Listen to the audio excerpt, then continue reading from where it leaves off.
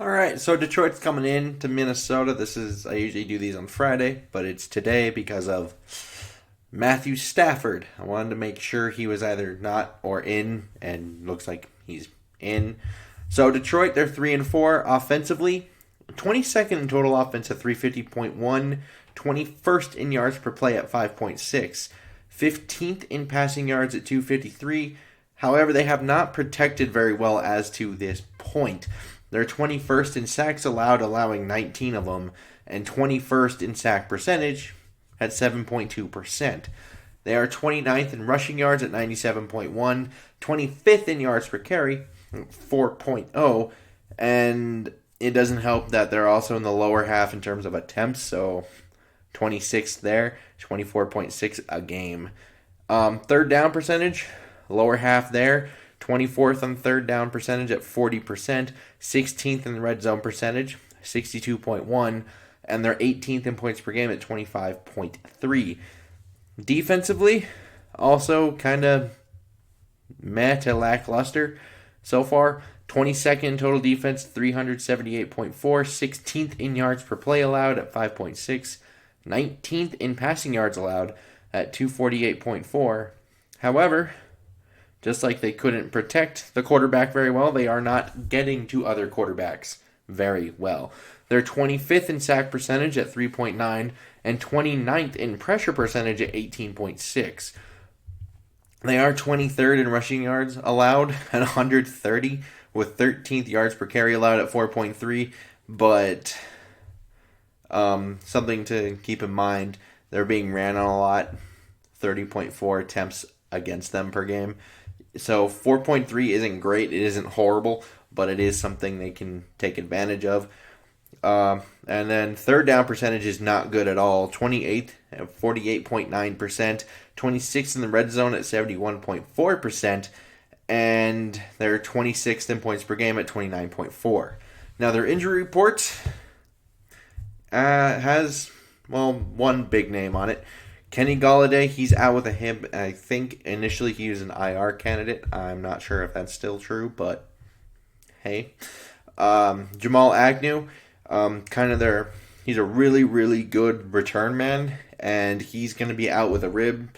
Tracy Walker, out with a foot injury, and then Joe Dahl, an offensive lineman, he is out with a back. Then you have Christian Jones, questionable with a knee. Darryl Roberts, corner, questionable with a hip and a groin. And then you have Vaitai, which, formerly of the Eagles. I will not try to pronounce that name because I will butcher it so bad.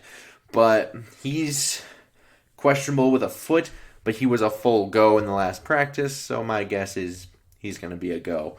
And Minnesota, offensively 16th total offense, 367, third in yards per play at 6.3, 23rd in passing yards at 223, and 18th in sacks allowed at 15th, and 23rd in sack percentage at 7.4. So, much like Detroit, really haven't protected the quarterback all that great. Sixth in rushing yards, though, 144 a game. Sixth in yard per carry at 5.0. And they are at 10 in terms of attempts per game at 28.7. However, third down percentage, also not that good. 27th in third down, 39.1%. But fourth in the red zone at 77.3%. And 13th in points per game at 26.1. Defensively, still struggling a little bit, although we had signs of life at times last week. 29th in total defense, 411.7. 26th in yards per play allowed at 6.1. And they're 30th in passing yards allowed at 287.3. 20th in sack percentage at 5.3. And 21st in pressure percentage at 20.7%. They are 19th in rushing yards allowed at 124.4. 11th in yards per carry allowed at 4.2, and much like Detroit, they're getting ran on quite a bit, 29.9, which is good for 6th in the league.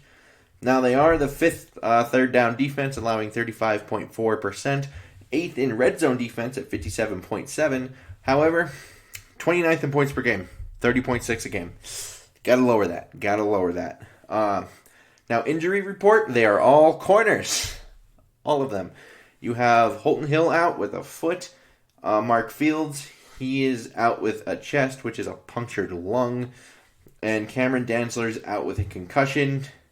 And I think we should be thankful that he's only down for concussion, because that, when they bring out the stretcher and the neck brace, not always good. Actually, most would say never good. And then you have Harrison Hand, who's questionable with a hamstring. So if Harrison Hand can't go, who was limited all week, you're down 4 corners. Not ideal. Now, to actual thoughts. So offensively, expect a lot of all the typical Matt Patricia kind of defense. There's going to be a lot of man-to-man. And like I said before, they haven't been getting too much pressure on the quarterback.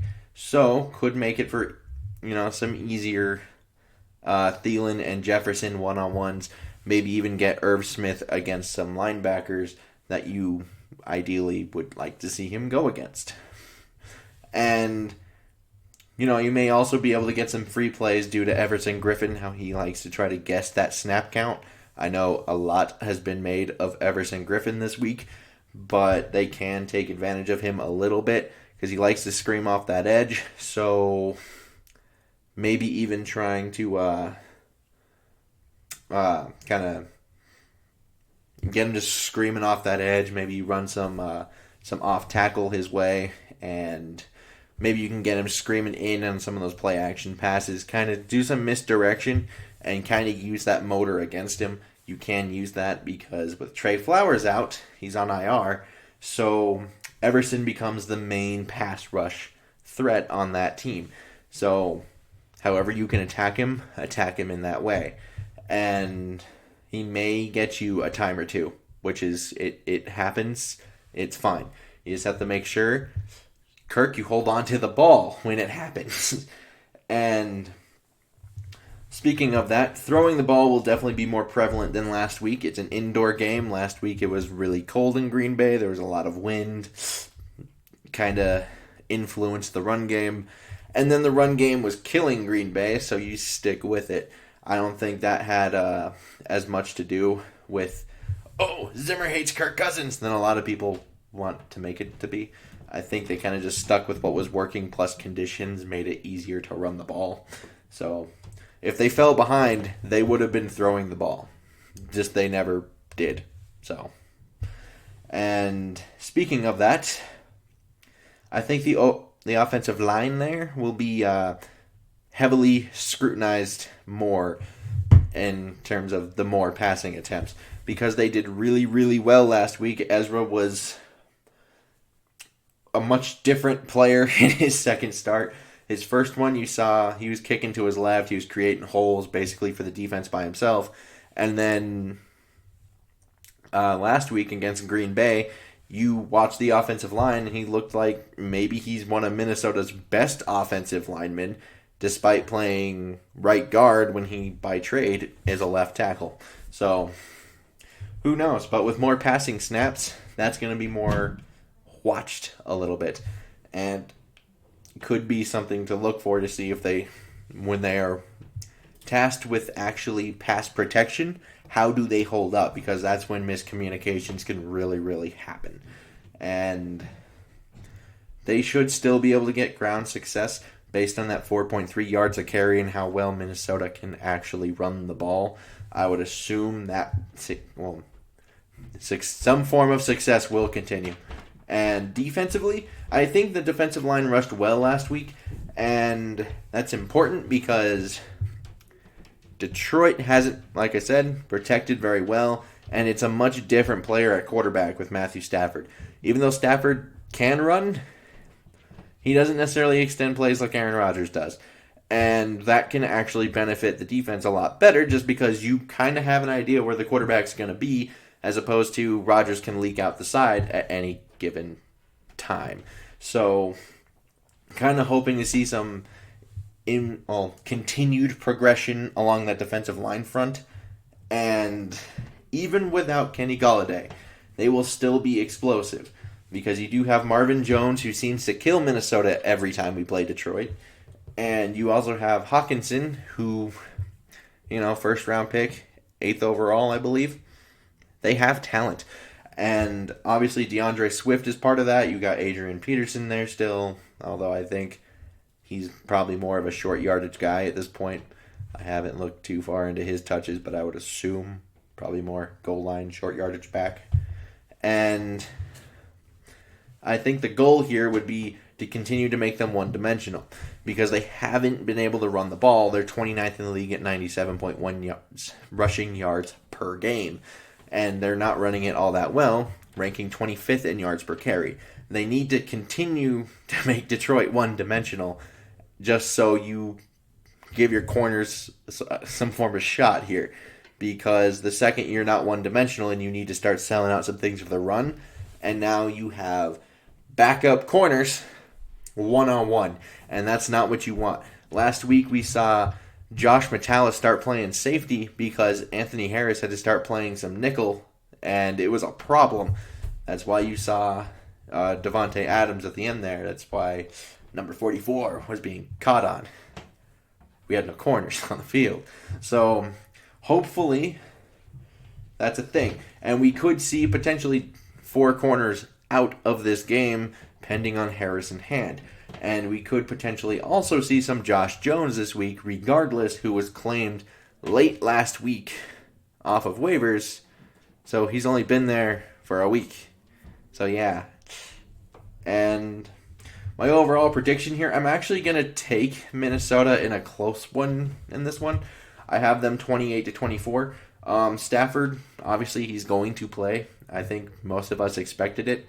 But both are kind of in these must-win kind of situations. And I'm kind of just taking the team that's riding high and hoping, just because this is where you do get concerned with Minnesota. They're a young team. Are you riding too high, or are you able to actually kind of use this as a little launching point to start winning some games?